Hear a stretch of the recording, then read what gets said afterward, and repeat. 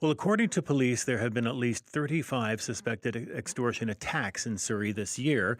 That's just so far this year. And over the weekend, an anti-extortion rally took place for people to band together against the violence.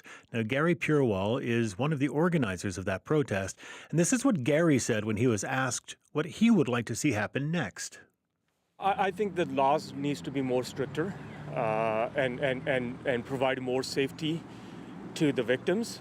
And provide laws, castle law, stand on ground laws, where people can even protect themselves, which will strengthen people's fear. So these are the things that we request that government to bring forward, which it can be done really fast, but somebody needs to come and take action. So that is Gary Purewal, one of the organizers of the anti-extortion protest in Surrey. Our next guest was also at yesterday's demonstration. Elenore Sturko is an independent MLA for Surrey-Cloverdale. She's been good enough to join us in studio this morning. Good morning to you. Good morning. Nice to be here. Good to see you. Tell me what the demonstration was for you yesterday. Why did you want to be there? Well, there's been a number of shootings in my riding. Businesses, residents. I've had a number of victims, even not constituents, come and speak with me. People are feeling afraid in the community.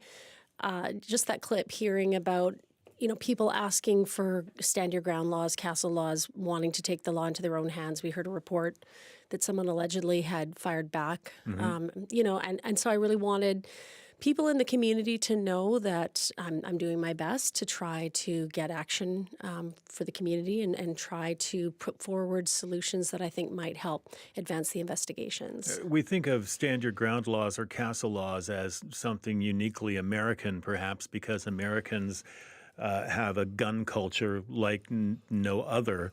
Many Americans are, armed with handguns, and it's legal to do so. Handguns are illegal here in Canada for the most part.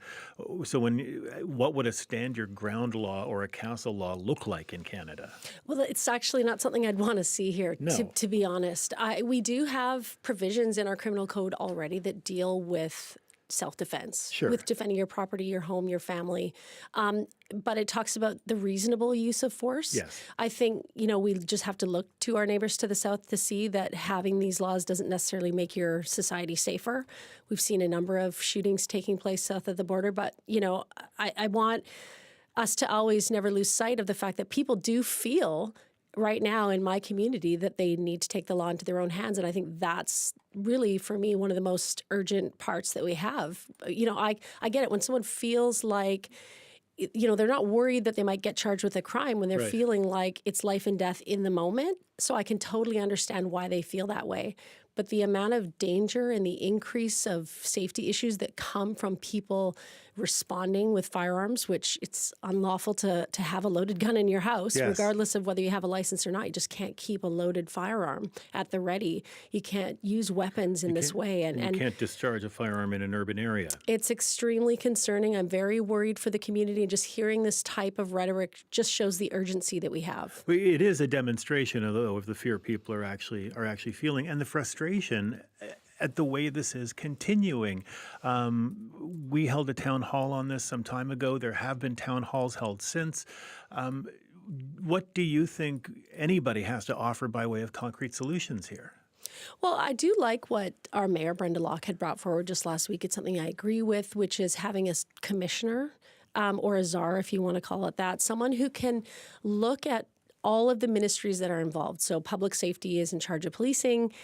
You have our justice ministry that would be in charge of criminal code laws at the federal level. You have immigration laws. You have so many different ministries involved here. You have international coordination, someone that needs to look and identify the gaps. And there are gaps. We have not in Canada, in my opinion, kept up with the kind of technology that we need to use. I think even just by nature of some of the extortion threats that people are getting over things like WhatsApp.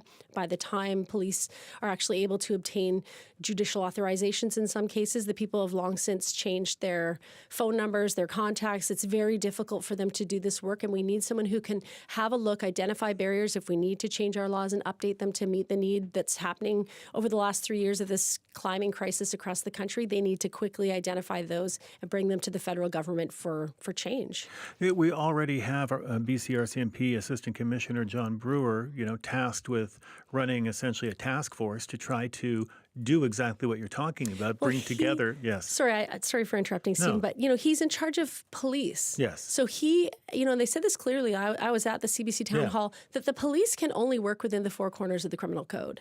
They can't go above and beyond what our laws allow them to. They can't, for example, surveil people in ways that are not authorized by the courts, which, is an important thing. We want to have our privacy. Of course. But have we kept pace? Like across Canada, I think there's something around 1,500 extortion files in the last 3 years. But we haven't seen even a dent in the amount of arrests or prosecutions you'd expect from that, holding people accountable, possible deportations where people are no longer admissible to Canada. Mm-hmm. And so to me, that really signals that there's a gap there. We had our chief, Norm Lipinski, and even, Assistant Commissioner Brewer saying these things take time, sometimes years, but people are being targeted by gunfire and arsons every day. We don't have years to wait. I think it's really important that we do get some of these gaps quickly identified. And these are really at the national level.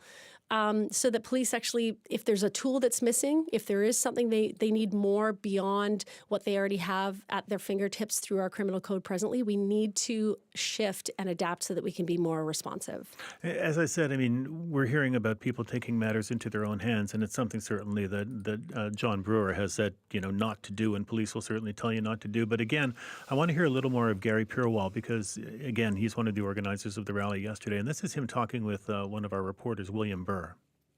When people start to lose trust on institutions, and then what happens is people start to take laws in their own hands, right?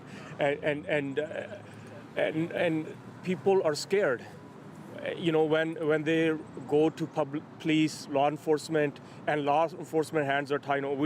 We commend the law enforcement what they're doing, and they're working very hard, but there's only so much they can do, and then people feel that there's nothing they can do, rather die or protect themselves, right?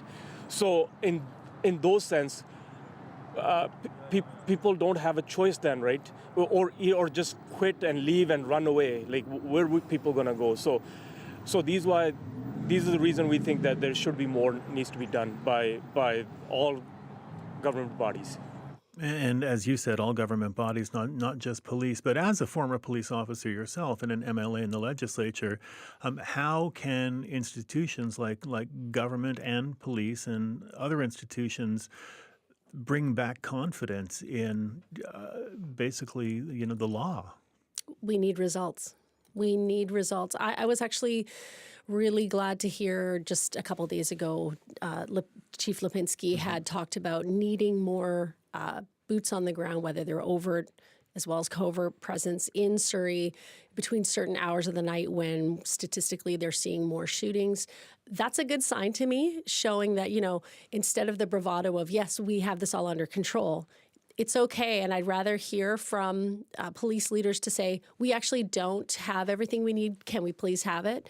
Then it's my job, to try and continue to advocate for that. One of the things I've been calling for is funding for the Provincial Crime Lab. Mm-hmm. I'm glad to see the government actually did that last week. But we also need a provincial strategy on firearms. In addition to the extortion-related shootings, we've had a number of homicides already this year, shootings not just in Surrey but across Metro Vancouver. It's been a terrible start to the year, but I think even the fact that we have homeowners with firearms, I don't know whether or not the ones used in the alleged firing back were lawfully obtained or not, but I think we have a significant gun problem right now in the Lower Mainland and in British Columbia, and I think we need to see a provincial strategy on that.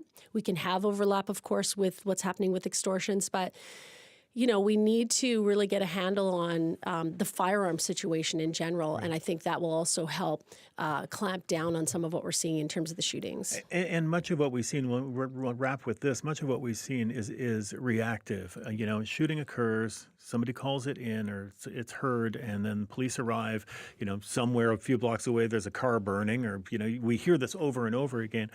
What progress are investigators making outside of just reacting to incidents? That's hard to identify, Stephen. I feel frustrated just like the rest of the public. I think one of the most, confidence-shattering things that's happened, and we see it so many times, is that, someone will report, we want them to report, but someone will report threats, and then they'll be targeted for a shooting afterwards. And then not only will they be targeted one time, but sometimes multiple times. Yeah. A home in my constituency targeted multiple times for shootings. And that is what, really shakes people's confidence. So we really need police to develop a way in which they are giving such an overt presence after we have a threat that they're hopefully deterring those attacks on homes and businesses. Eleanor, good to see you. Thank you so much for coming in. Really appreciate it. Thanks for inviting me. Eleanor Sturko, independent MLA for Surrey-Cloverdale, former RCMP officer as well.